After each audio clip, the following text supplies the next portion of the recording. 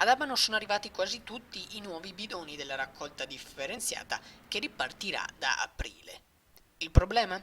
Nulla o quasi è cambiato dai precedenti bidoni. Solo il secco avrà bisogno di una tessera per essere aperto. Ma allora quali sono i vantaggi di tutto ciò?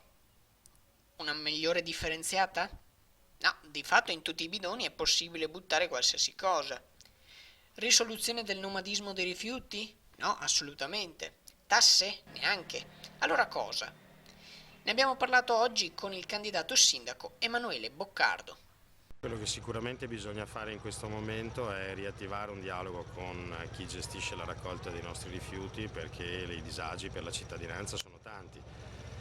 Bidoni non garantiscono la sicurezza, possono essere utilizzati da chiunque, molti condomini hanno problemi di spazio, non sanno dove riporre questi 5, 10, a volte addirittura 15 bidoni, oltre al fatto che gli orari sono un problema, i giorni fissi di raccolta, per non parlare del lavaggio dei bidoni. L'umido d'estate può creare non pochi problemi sia di decoro, sia di odore, quindi è una struttura, un sistema da rifare. E dovremo dialogare con chi ha questo in appalto per trovare una soluzione che sia molto più percorribile e soprattutto meno onerosa per i cittadini.